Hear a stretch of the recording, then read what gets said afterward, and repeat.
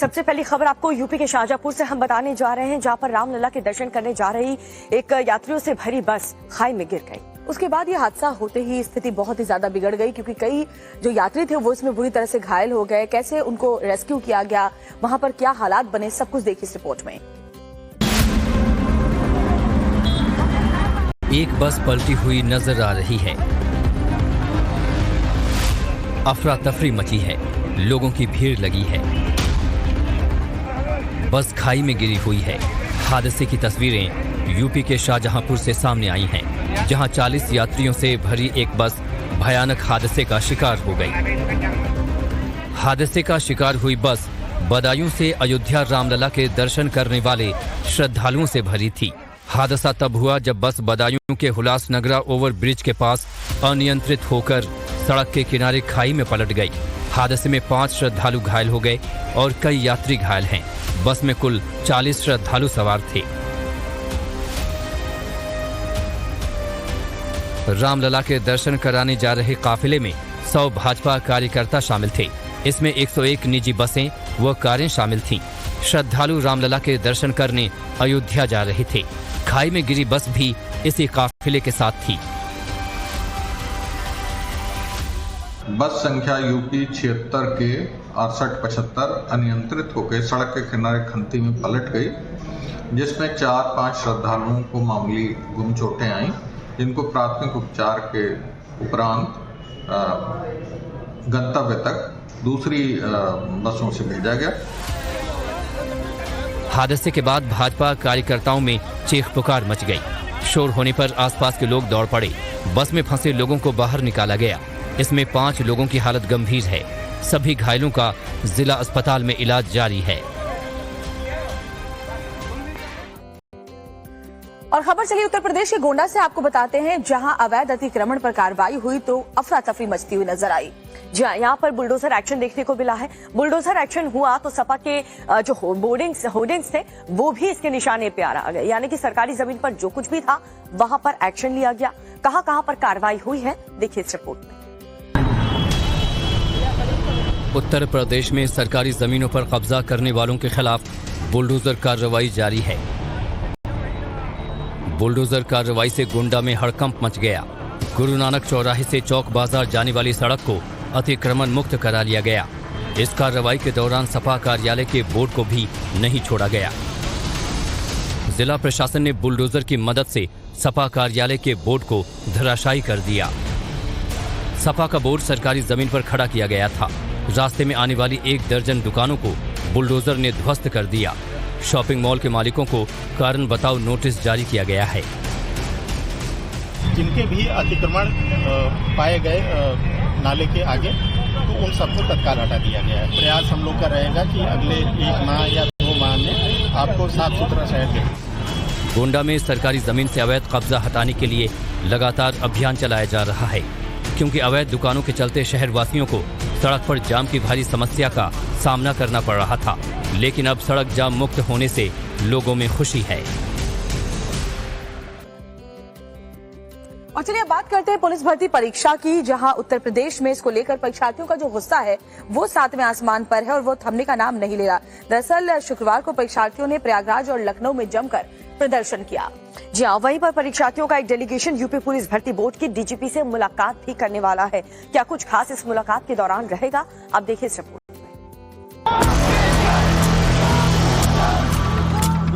2 जगह 2 तस्वीरें, लेकिन मकसद एक। जी हाँ, प्रदर्शन की ये तस्वीरें यूपी की हैं, जहां लखनऊ और प्रयागराज में प्रतियोगी छात्रों ने जमकर बवाल किया। कांस्टेबल भर्ती परीक्षा में पेपर लीक का मुद्दा उठाया। चलिए पहले बात करते हैं राजधानी लखनऊ की। ये तस्वीरें लखनऊ की हैं, जहां एक बार फिर छात्रों ने प्रदर्शन शुरू कर दिया। हजारों छात्रों ने इको गार्डन में प्रदर्शन किया और इंसाफ की मांग की। ये अभ्यर्थी यूपी पुलिस में भर्ती के लिए फिर से परीक्षा कराने की मांग कर रहे हैं। ये तस्वीरें प्रयागराज की हैं, जहां आरओ, एआरओ और पुलिस भर्ती पेपर लीक के विरोध में परीक्षार्थियों ने जमकर प्रदर्शन किया। यूपी लोक सेवा आयोग के गेट पर नारेबाजी की। 200 से ज्यादा लाइब्रेरी व कोचिंग सेंटर बंद कराया और दोबारा परीक्षा कराए जाने की मांग मानने तक प्रदर्शन करने की चेतावनी दी।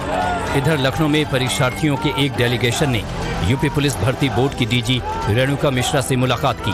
वहीं करीब 1500 ऑनलाइन शिकायतें मिली हैं।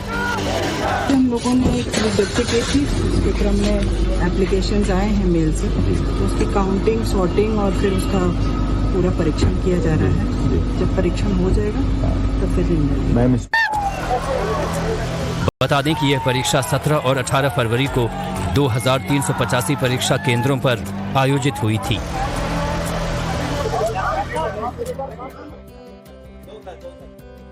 और चलिए बात करते हैं संदेश खाली की, जहां पर शुरू हुआ विरोध का दौर अब नेक्स्ट लेवल पर पहुंचता जाता है, क्योंकि टीएमसी के नेता भी अब इसके जद में आते हुए नजर आ रहे हैं। संदेश खाली के बेड़ मुजूर में शाहजहां के करीबी टीएमसी नेता अजित मैती के घर पर उग्र भीड़ ने हमला कर दिया, क्योंकि लोग बहुत ज्यादा नाराज हैं। शाहजहां शेख अभी तक पुलिस की पकड़ से बाहर है।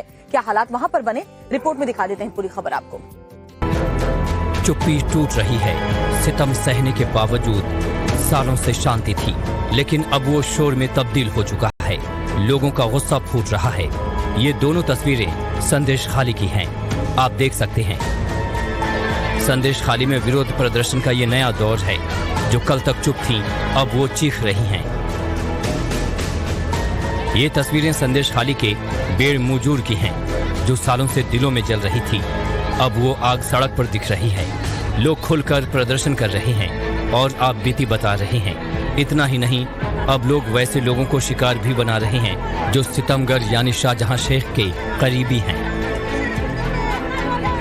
देखिए ग्रामीणों ने कैसे टीएमसी नेता अजीत मैती को उसके घर में ही घेर लिया, उसे पीटा, घर पर हमला किया।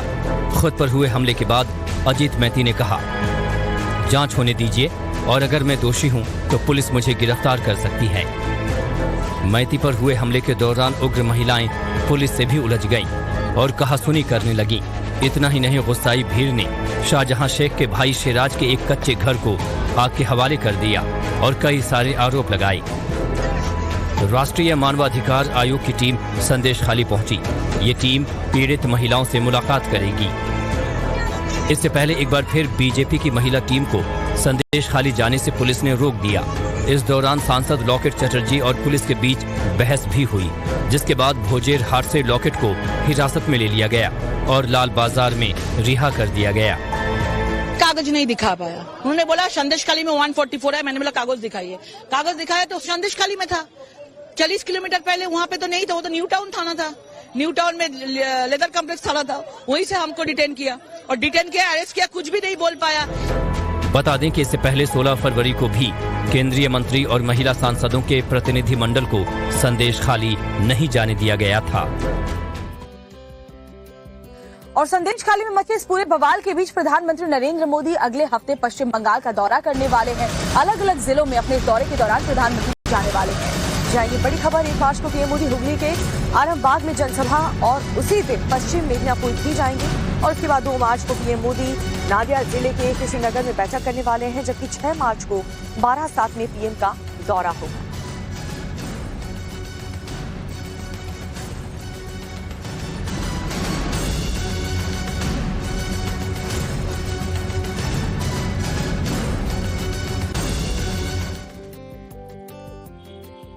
और चलिए बात करते हैं बिहार की राजनीति की, जहां पर तेजस्वी यादव जन विश्वास यात्रा निकाल रहे हैं। ये आपको भी पता होगा। यात्रा औरंगाबाद पहुंचने पर एक जनसभा का आयोजन किया गया, जहां पर आरजेडी कार्यकर्ताओं ने जम करके हंगामा किया। पुलिस इस दौरान बिल्कुल बेबस नजर आई, क्योंकि लालटेन लूट लिया गया। मंच के आसपास अफरा तफरी का माहौल नजर आया। दिखाते हैं आपको रिपोर्ट में। बिहार के औरंगाबाद में तेजस्वी यादव की जनसभा के दौरान जमकर हंगामा देखने को मिला। भगदड़ जैसे हालात पैदा हो गए। भीड़ ने न सिर्फ बैरिकेडिंग तोड़ी, बल्कि कई कुर्सियों को तहस नहस कर डाला। वहां तैनात पुलिसकर्मी भीड़ को देखकर बेबस बने रहे। दरअसल जन विश्वास यात्रा पर निकले तेजस्वी यादव औरंगाबाद के गांधी मैदान में जनसभा को संबोधित करने पहुंचे थे। इस दौरान गांधी मैदान आरजेडी समर्थकों से खचाखच भरा नजर आया। मंच से तेजस्वी यादव विरोधियों पर तीखे हमले करते नजर आए। इस दौरान भीड़ बेकाबू नजर आई। तेजस्वी के जाते ही रैली में पहुंचे लोगों ने मंच पर धावा बोल दिया। उग्र कार्यकर्ताओं ने आरजेडी के चुनाव चिन्ह लालटेन को लूट लिया और सजावट के लिए लगे फूलों को नोचते दिखाई दिए।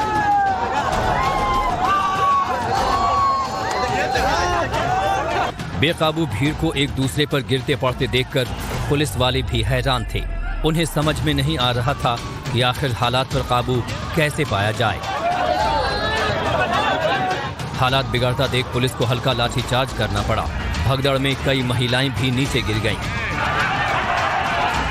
भगदड़ के चलते कई लोग इधर उधर गिरते पड़ते नजर आए। कई लोगों को चोटें भी आई हैं।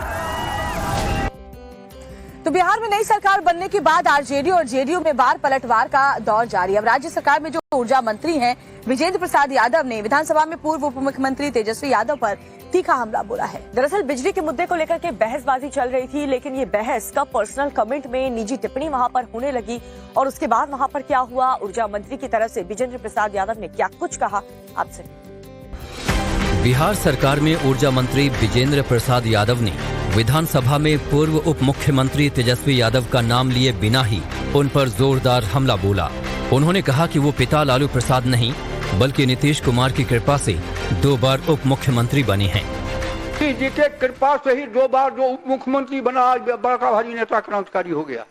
9वां पास भी नहीं है, 9वां पास का कोई परीक्षा तो होता नहीं, लेकिन इनके कृपा से 2 बार उप मुख्यमंत्री बने। बाप की कृपा से नहीं, पिताजी की कृपा से नहीं। पिताजी की कृपा से जरूर पत्नी बनी, माँ बनी उनको, लेकिन यहाँ क्रांतिकारी भाषण दे रहे हैं। नीतीश को पलटी मार कहने पर भी विजेंद्र प्रसाद यादव ने आरजेडी पर जोरदार पलटवार किया।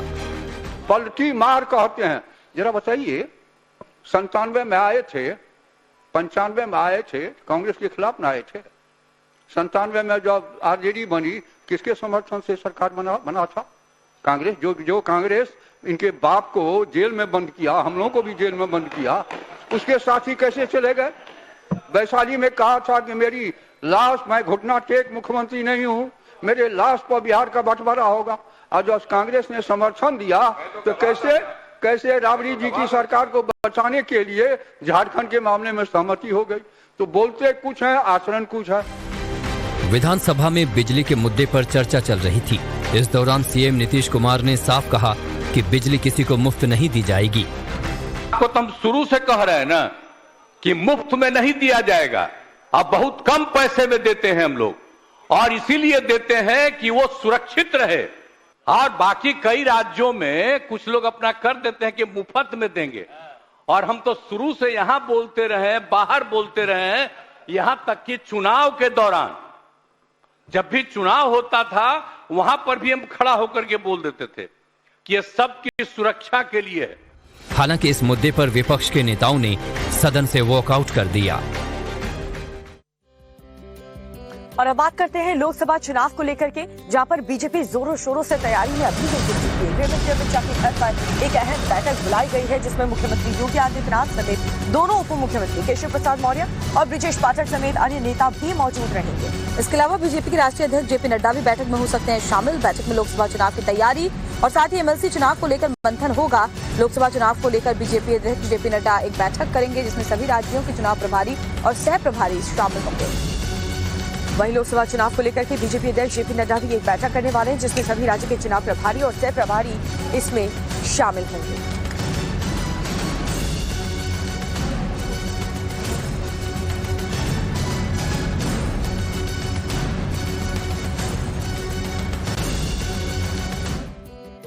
और चलिए आगे बढ़ते हुए बात किसानों की करते हैं, जिनका आंदोलन अभी भी जारी। हालांकि दिल्ली कूच का जो उनकी प्लान था वो फिलहाल 29 फरवरी तक के लिए टाल दिया गया है, लेकिन किसानों के दिल्ली कूच पर फिलहाल ब्रेक लगने के बाद पुलिस ने भी राहत की सांस ली है। जी 29 तारीख तक किसान पंजाब हरियाणा के बीच शंभू बॉर्डर पर ही डटे रहने का प्लान बना रहे हैं। ऐसे में सवाल यह है कि किसानों का आगे का प्लान क्या होने वाला है। एक रिपोर्ट आपको दिखाते हैं। ये तस्वीरें शुक्रवार की हैं। पहली तस्वीर हरियाणा के हिसार की है, वहीं दूसरी तस्वीर पंजाब के फिरोजपुर की है। चलिए पहले बात करते हैं हिसार की, जहां के खेड़ी चौपटा गांव में किसानों और पुलिस के बीच टकराव हो गया। दरअसल पुलिस ने किसानों को खनौरी बॉर्डर पर जाने से रोका तो किसान इतने भड़क गए कि उन्होंने पथराव शुरू कर दिया। पुलिस की गाड़ियों में भी तोड़फोड़ की और पुलिस चौकी में भी पथराव किया गया। हालात पर काबू पाने के लिए पुलिस ने पहले आंसू गैस के गोले छोड़े और बाद में लाठीचार्ज किया, तो वहीं फिरोजपुर में किसानों ने प्रदर्शन किया। फिरोजपुर में भी संयुक्त किसान मोर्चा ने प्रदर्शन किया। कमिश्नर ऑफिस के बाहर पुतले फूंके। अब बात पंजाब और हरियाणा के बीच शंभू बॉर्डर की, तो वहां पंजाब के हजारों किसान डटे हुए हैं और क्या कह रहे हैं ये जान लीजिए। पूरे देश में अपनी अपनी तरफ से विरोध हो रहा है। ये विरोध आने वाले दिनों में और बढ़ेगा। आंदोलन भले ही लंबा चले और आगे जाएगा, लेकिन इसका हल निकाले बगैर इस बार देश के कृतिका में गार बैठने वाले नहीं हैं। किसानों ने दिल्ली कूच पर फिलहाल ब्रेक लगा दिया है। ये ब्रेक 29 फरवरी तक रहेगा। हालांकि इस बीच किसान अपना प्रदर्शन जारी रखेंगे। मसलन 24 फरवरी यानी आज किसान कैंडल मार्च निकालेंगे। 25 फरवरी को शंभू और खिनौरी बॉर्डर पर किसान सेमिनार करेंगे। WTO का पुतला जलाएंगे। 26 फरवरी को किसान ट्रैक्टर मार्च निकालेंगे। 27 फरवरी को किसान यूनियनों के साथ बैठक करेंगे। 29 फरवरी को किसान अपने आगे के कदम की घोषणा करेंगे। इधर मामला सुलझाने के लिए सरकार और किसानों के बीच जल्द ही 5वें दौर की बातचीत हो सकती है। और अब बात करते हैं प्रधानमंत्री नरेंद्र मोदी की, जिन्होंने शराब वाले बयान को लेकर के राहुल गांधी पर जम करके पलटवार किया। दरअसल वाराणसी दौरे पर थे प्रधानमंत्री मोदी और उन्होंने राहुल गांधी वाले बयान को लेकर के राहुल पर जमकर हमला बोला और राहुल गांधी ने इसका जवाब ट्विटर के जरिए दिया। तो दोनों ने क्या क्या कहा है और ये लड़ाई जो है जुबानी जंग, ये आगे कहां तक जाएगी, आपको दिखाते हैं इस रिपोर्ट में। तो राजनीति में न मुद्दा मरता है न बयान भुलाए जाते हैं। इंतजार होता है तो वक्त का। काशी पहुंचे प्रधानमंत्री के पास मौका था कि वो बनारस के युवाओं पर दिए गए बयान को लेकर राहुल गांधी पर पलटवार करें, और उन्होंने किया भी ऐसा ही। जिनके अपने होश ठिकाने नहीं है, वो यूपी के मेरे काशी के बच्चों को नशेड़ी कह रहे हैं। सुना आपने, पीएम मोदी का ये निशाना राहुल गांधी पर है और उन्होंने यूपी के युवाओं का अपमान कभी नहीं भुला पाने की बात भी कही। अरे गौर परिवारवादियों, काशी का यूपी का नौजवान तो विकसित यूपी बनाने में जुटा है। अब सवाल है कि पीएम मोदी ने ये बात क्यों कही। दरअसल राहुल गांधी ने रायबरेली में वाराणसी को लेकर एक बयान दिया था, आप भी सुन लीजिए। वाराणसी में देखा मैंने, रात को बाजा बज रहा है, ठहर जा, बाजा बज रहा है, वहां पे शराब पिए सड़क पे लेटते हुए बाजा बज रहा है। यूपी का भविष्य रात को शराब पिए नाच रहा है, डांस कर रहा है नशे में। कांग्रेस के युवराज परिवार ने क्या कहा, वो कह रहे हैं और काशी की धरती पर आके कह रहे हैं, काशी के नौजवान, यूपी के नौजवान नशेड़ी है। ये कैसी भाषा है भाई। मोदी को गाली देते देते तो इन्होंने 2 दशक बिता लिए, लेकिन अब ईश्वर रूपी जनता जनार्दन पर, यूपी के नौजवानों पर ही ये लोग अपनी फ्रस्ट्रेशन निकाल रहे हैं। जिनके अपने होश ठिकाने नहीं है, वो यूपी के मेरे काशी के बच्चों को नशेड़ी कह रहे हैं। सुना आपने, चुनाव नजदीक है और वार की शुरुआत राहुल गांधी ने की थी। ऐसे में पलटवार होना लाजमी था और पीएम मोदी ने परिवारवाद के साथ ही युवराज कहकर एक बार फिर चुनावी जंग शुरू कर दी है। और बड़ी खबर आपको ये भी बताते हैं, प्रियंका गांधी आज राहुल की भारत जोड़ो न्याय यात्रा में शामिल होने वाली हैं। आज सुबह 10 बजे यूपी के मुरादाबाद में वो इस यात्रा में जुड़ेंगी। जी हाँ, इसके अलावा प्रियंका यात्रा में मुरादाबाद से फतेहपुर सीकरी तक शामिल रहेंगी। प्रियंका चंदौली से ही यात्रा में शामिल होने वाली थी, लेकिन उनकी तबीयत ठीक नहीं थी और इस वजह से वो इस न्याय यात्रा में जुड़ नहीं पाई। लेकिन अब प्रियंका यात्रा में मुरादाबाद से फतेहपुर सीकरी तक शामिल रहेंगी राहुल गांधी के साथ। जामा मस्जिद चौराहे से चलकर ये यात्रा अमरोहा, संभल, बुलंदशहर, अलीगढ़, हाथरस से आगरा होकर राजस्थान की तरफ आगे जाएगी। बाद में ये यात्रा शुरू होगी, जिसमें प्रियंका भी शामिल होंगे अपने भाई के साथ।